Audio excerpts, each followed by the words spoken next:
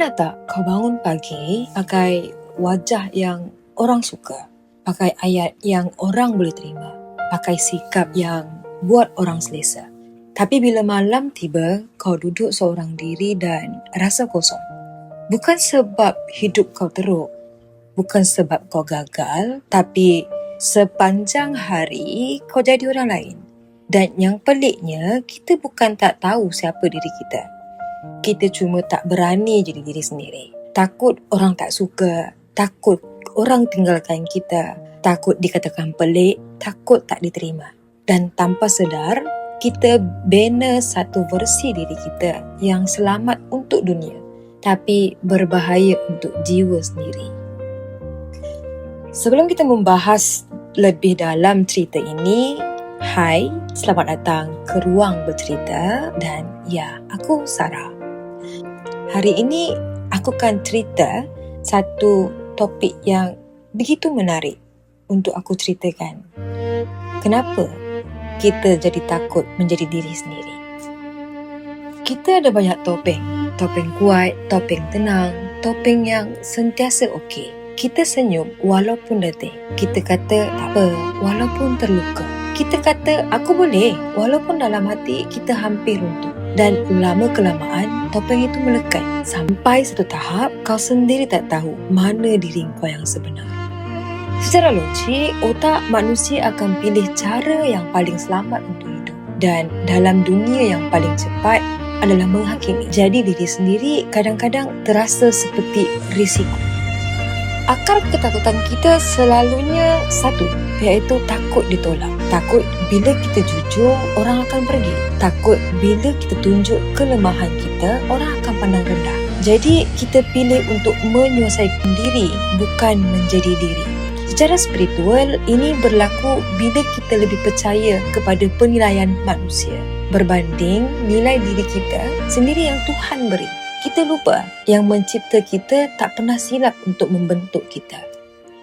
Like, view, pujian, pengiktirafan, semua ini menjadi ukuran nilai diri kita. Bila orang sokong, kita rasa wujud. Bila orang senyap, kita rasa tak penting.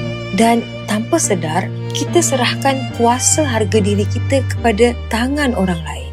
Sinisnya, kita takut jadi diri sendiri, tapi penat menjadi orang lain. Dalam diri kita ada dua suara. Satu suara berkata, jadilah diri sendiri. Satu lagi berkata, jangan, nanti kau terluka. Dan konflik ini makan kita perlahan-lahan. Dan itulah sebabnya ramai orang rasa penat tanpa sebab yang jelas. Bukan badannya yang letih, tapi jiwa yang terkurung. Secara spiritual, tiada satu pun ciptaan Tuhan yang sia-sia. Kau bukan versi yang rosak. Kau bukan silap cetak. Ketakutan kau bukan kelemahan. Ia tanda kau pernah terluka. Dan luka itu bukan untuk disorok, tapi untuk difahami. Tuhan tak minta untuk kau menjadi sempurna. Dia minta untuk kau menjadi jujur. Bila kau mula jadi diri sendiri, ya, ada orang akan pergi. Tapi yang tinggal ialah yang benar-benar menerima diri kau yang sebenar.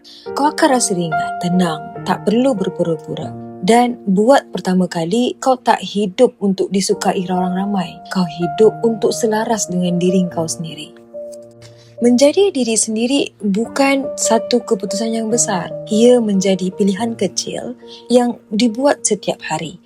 Bercakap jujur sedikit demi sedikit. Letak batas, berhenti memaksa diri untuk menggembirakan semua orang. Keberanian itu tak datang sekaligus. Ianya dibina sendiri. Ya, kebenaran itu pahit. Tapi kalau kau hilang diri sendiri demi diterima, kau tetap akan rasa sunyi. Tapi bila kau berani jadi diri sendiri, walaupun sendirian seketika, kau akhirnya akan jumpa kedamaian. Kalau hari ini kau rasa sendirian dan hati kau tenang, itu bukan sesuatu yang kau perlu malu. Itu tandanya kau sedang dalam proses penyembuhan. Tenang itu mahal dan kau sedang memilikinya sekarang dan kau perlu bangga dengan itu. Tak semua orang merasai perasaan sebegitunya. Dan kalau kau suka cerita macam ni atau ada idea yang ingin dikongsikan, Jangan lupa komen di bawah, like dan subscribe channel ini. Dan kita sembuh sama-sama. Jaga diri.